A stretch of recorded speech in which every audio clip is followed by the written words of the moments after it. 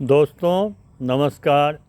मैं professor SN. Singh पुनः आज मैं आप लोगों के बीच अपने करंट पॉलिटिक्स की जो ब्लॉग है उसमें चर्चा करने जा रहा हूँ।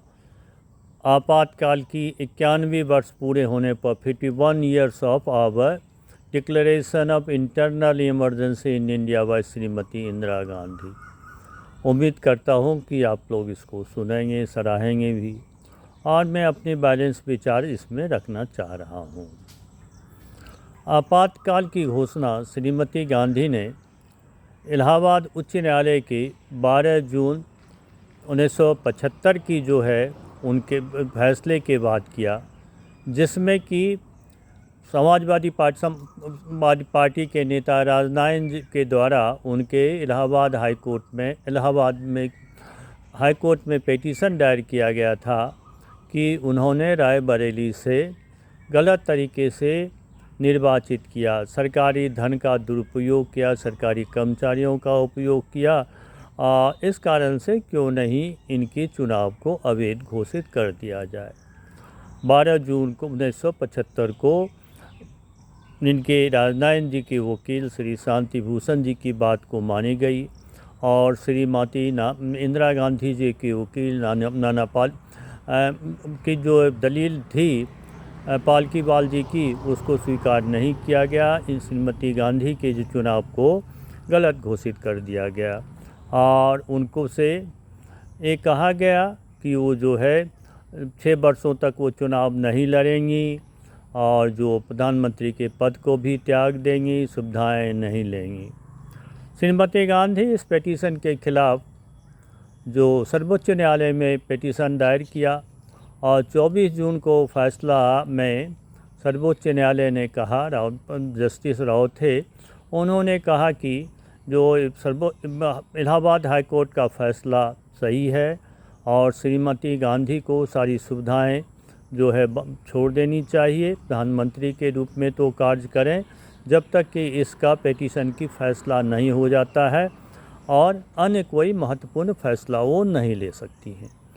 इसके फैसला आने के बाद पूरे देश में तो 12 जून से हो ही रहा था, श्रीमती गांधी को के जो पदत्याग करे, पर कुर्सी छोड़ो को नारे लगा ही जा रहे थे।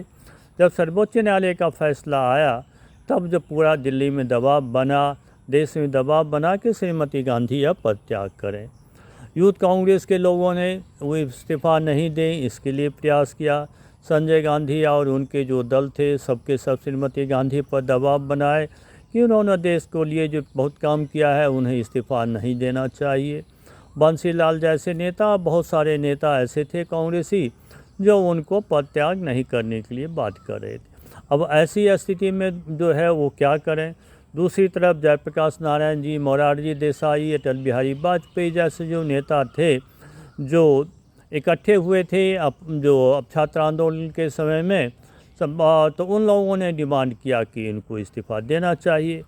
इस बीच में दिल्ली में रैली में जयप्रकाश नारायण जी ने कहा कि जो खास करके पुलिस अधिकारी, सरकारी अधिकारियों का जो सरकार के अनैतिक आदेश हो, जो बात उनको नहीं माननी चाहिए, मॉरली यदि वो रॉन्ग है तो उसको वो स्वीकार नहीं करें।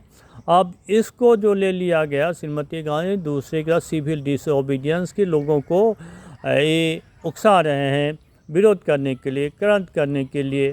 जैसे कि आजकल वो जैन आंदोलन हो जाते हैं छात्रों का, तो श्रीमती गांधी इसको बड़ा सीरियसली लिया।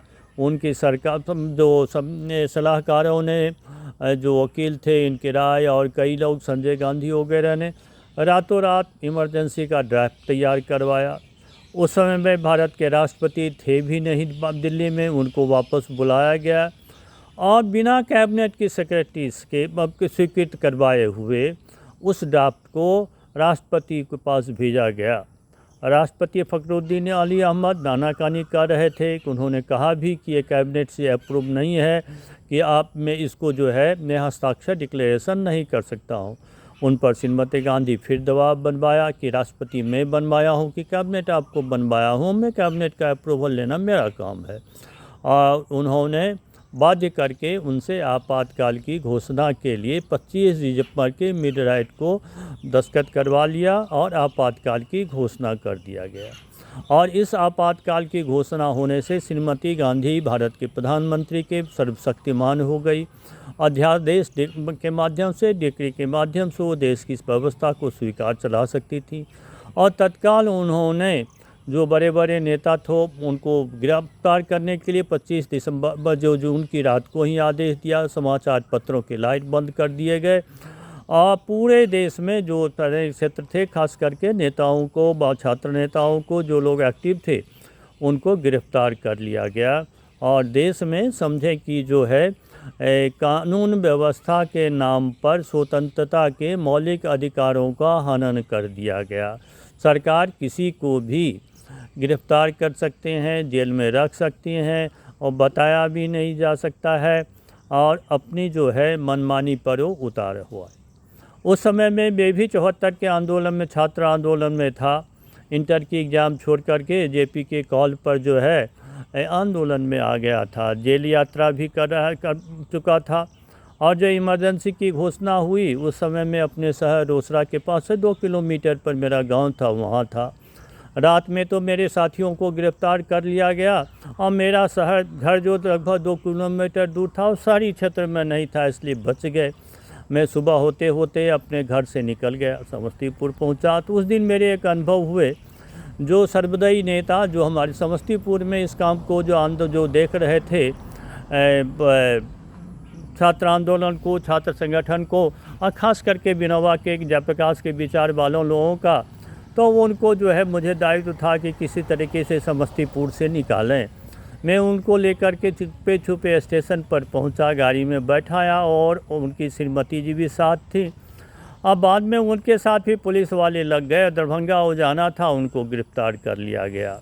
अब बहुत सारे लोग थे। फिर मैं वहाँ से तो किसी तरह से निकल करके और अपने काम में थोड़ा जुटा। कारण जो था, गांव जाऊंगा तो फिर गिरफ्तार हो जाऊंगा और जेल की हालत को तो देख ही था, तो बचने का प्रयास किया कि बाहर में रह करके ही इसका विरोध किया जा सकता है। जो काम देगी संगठन का वो करते रहेंगे। और मैंने फिर अपनी पढ़ाई, जो इंटर का एग्ज़ाम दिया था, तो उसको भी अपना रिजल्ट आ गया। तो बीए में एडमिशन के लिए मुजफ्फरपुर में था, रांची गया, फिर पटना कॉलेज में आकर के अपनी पढ़ाई प्रारंभ की। तो मेरे लिए था कि जेल में आपातकाल की घोषणा हुई और आंदोलन करने पर रोक लगी, जेल जाना नहीं चाह रहा था, तो अपनी पढ़ाई शुरू कर दी। लेकिन उस समय भी देख रहे थे, जब पटना कॉलेज में पढ़ रहे थे तब भी जेल की इतनी पाबंदी थी कि जयप्रकाश नारायण जी जब जेल से छूट करके आए, दरभंगा हाउस में मंदिर में माँ दुर्गा के दर्शन के लिए गए, तब भी पुलिस वाले जो है पीछे पड़े हुए थे। हम लोगों को भी लाठी चलाया गया, लोग अपने अपने भाग करके गए। तो सभी जगह एक आतंक का माहौल बना दिया गया था और स्वतंत्रता के अधिकार को हनन कर दिया था। लोगों को काम करने के लिए बाध्य कर दिया गया था। हाँ, जो हड़तालें वगैरह थी वो रोक दिया गया था। और जो कार्यालयों में भी समय की पाबंदी थी, परिवार नियोजन पर भी ज़्यादा जोर दिया जा रहा था। और जेल में भी बहुत सारे नेताएं थे। हालांकि पहले 74 में तो मैं था कि जेल में उतनी कोई यातनाओं का नहीं था। जो छात्र नेता थे, छात्र लोग थे, तो वो लोग अपने खाना भी बनवा लेते थे और ठीक से रहते थे। लेकिन बाद में मालूम हुआ इमरजेंसी वाले में जो था उनको पूरे वो अधिकार नहीं थे और तरह तरह के नियम बनाए गए। मीसा को जो मेंटेनेंस ऑफ जो है इंटरनल सिक्योरिटी DIR था, उसमें भी कुछ परिवर्तन किया गया। कोफेसा भी एक्ट बनाया गया। 3 तरह के एक्ट बनाए गए और इसके द्वारा जो है लोगों का दमन का काम शुरू किया। पूरे देश में एक आतंक रहा। लगभग 21 महीने तक ये आतंक चलते रहा और कई तरह की जो है भ्रांतियाँ हुए, बिना बताए गिरफ्तार हो जाते। कई लोगों की तो जेल में मृत्यु हो गई।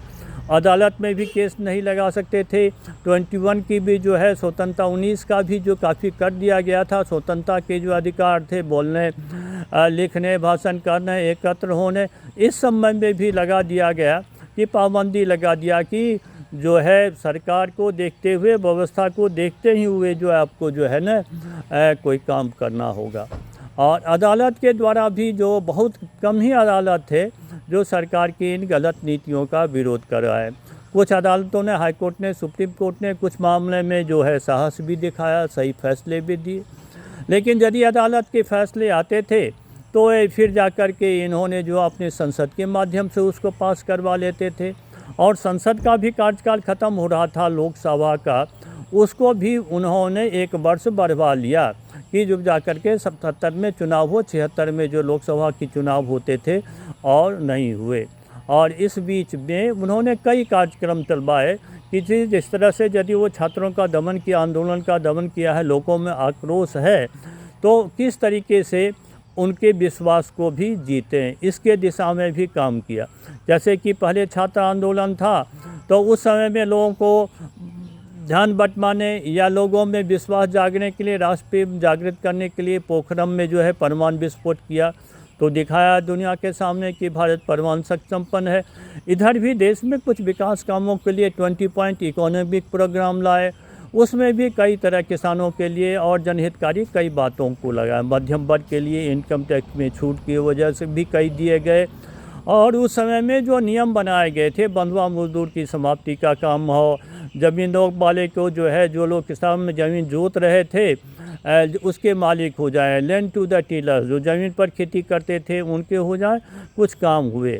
और ख़ास काम करके जो है, हालांकि मैं भी उसके संजय गांधी के उस समय में 5 सूत्री कार्यक्रम की आलोचना करने वालों में था, लेकिन अब लग रहा है कि उन्होंने पर्यावरण रक्षा के लिए वन रोपण का एक सघन कार्यक्रम चलवाया, दहेज का विरोध किया, और जो उस काम को भी परिवार नियोजन पर भी उन्होंने बहुत ज़्यादा जोर दिया, जो बाद में हालांकि परिवार नियोजन में भी कुछ गड़बड़ियाँ होने की वजह से ही इनके चुनाव में हारने का कारण भी बना कि लोगों चुनाव। लेकिन 5 सूत्री कार्यक्रम जो था, खास करके पर्यावरण की सुरक्षा के लिए, दहेज का विरोध वाले कार्यक्रम, और जो ये सब के कार्यक्रम में महत्वपूर्ण थे। कई जगह थे कॉलेजेस में, तो मैं भी पटना कॉलेज में था, तो लेकर के सरकारी प्रिंसिपल के द्वारा आते थे फॉर्मेट दस्तखत कीजिए कि जो मैं दहेज नहीं लूँगा और ये कार्यक्रम में भाग लूँगा।